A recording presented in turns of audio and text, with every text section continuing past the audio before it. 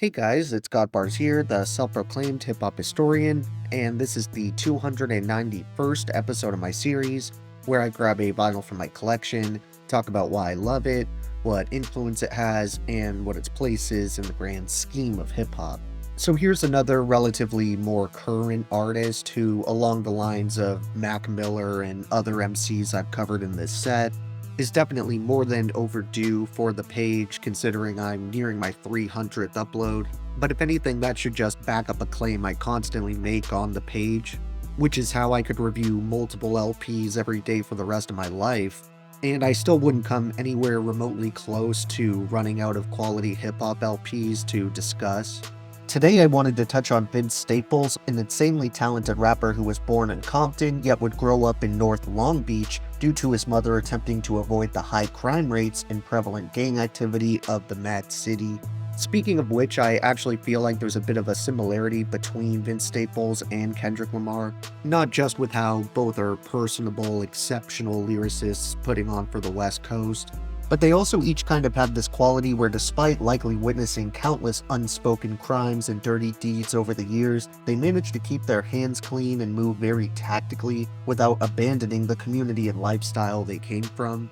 I can't say with 100% certainty, but I believe I was first introduced to Vince Staples back in 2013, where he made multiple appearances on Earl Sweatshirt's breakout studio LP Doris, where he really stuck out to new listeners with his feature on that album's lead single, Hive. Then I continued to be exposed to his work more and more through his collaborations with Larry Fisherman, aka Mac Miller, as well as his relationship in general with Odd Future during their prime. And it pretty much goes without saying that Vince has an absolutely hilarious personality. I mean, just watch the old clip of him discussing Ray J with Tyler, the Creator, and Peter Rosenberg on Hot 97, which is probably a top 5 moment in modern hip-hop for my money. But don't let that fool you, because he uses that comedy to deliver salient and thought-provoking points about the ghetto, gang violence, and really the culture at large. The first Vince Staples solo project to come up on my radar was his 2014 EP Hell Can Wait, which kinda helped put him on the map with singles like Blue Suede. But the following year is when he really caught my attention as an insanely skilled lyricist, partially through his 2015 XXL Freshman Cypher and Freestyle, where he had the best verse in both categories by a large margin. But this was also the year Vince dropped his first official studio full-length project with Summertime '06 here, which solidified him as more than just a funny, witty MC who you could rely on for a feature. It showed he was truly becoming a force to be reckoned with. He continued to progress and remain inspired after this breakout LP, building up his discography with a handful of releases that he continues to add on to this day. Some of my personal favorites being Big Fish Theory, Vince Staples, last year's Ramona Park Broke My Heart, and the project he dropped earlier this year, Dark Times. However, I chose to review Summertime '06 because it definitely holds the most nostalgia for me, and it doesn't really sound the least bit stale or dated. Also, the leading singles still slap just as hard as they did when they came out, with songs like North North and Senorita being perfect examples of how you can make rap music that bumps in the whip without dumbing your pen down or compromising your integrity. I actually want to use the latter of those two tracks, Senorita, to share some of Vince's sharp, street-bred lyricism, which he uses to paint a picture of just another typical day in the Long Beach war zone he grew up in. He kicks his first verse right after the addicting speaker-knocking hook, coming in with, "Fuck your dead homies, run your bread homie, got some lead for me, I'm on Artesia, parked in my Beamer, bumping my own shit. I'm focused, they stuck on that old shit. Living for that true religion is broke shit. I can spend that on a Mac with a long clip. Fly in that Benz, but you hide in that Focus. My brother, just focus, I'm trying to paint you a picture we stuck in the moment. My burner gets stuck if I shoot it too much, so now I've resorted to doming. That's somebody's son, but a war to be won. Baby, either go hunt or be hunted.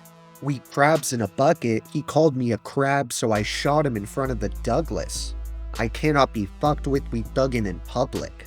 Really, the only opinion I have regarding this LP that even resembles a complaint is I feel like it's the slightest bit bloated, which could have been remedied by taking the best highlights on both discs of the double album and splicing them together into one, slightly more compact and polished experience.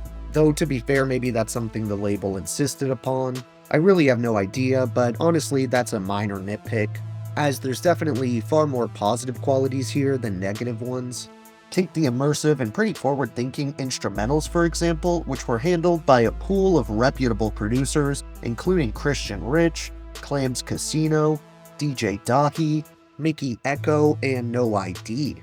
There's also a number of guest appearances who show up for feature spots on Summertime '06, with artists like Daly, Jenna Aiko, Joey Fats, Elo Kish, Snow Allegra, Hanif Talib, Jeno, Desi Mo, Aston Matthews, and E. With my honorable mentions on this one, I want to give some recommendations in the form of Loca, Dope Man, Lift Me Up, Summertime, Ramona Park Legend Part 2, 3230, Surf, Get Paid, Street Punks, Hang and Bang, and Like It Is. Then when it comes down to my overall top 3 favorite songs, I ultimately went with Senorita, North North, and Jump Off the Roof. Thank you for watching my 291st video. Next up we have another release from easily the most prevalent face on this page when it comes to modern hip-hop. So check for that upload, and if you enjoyed, be sure to like, subscribe, and let me know what your favorite songs are off this staple of Long Beach rap music. Don't forget to have a great day, and I'll see you next time, okay? Alright.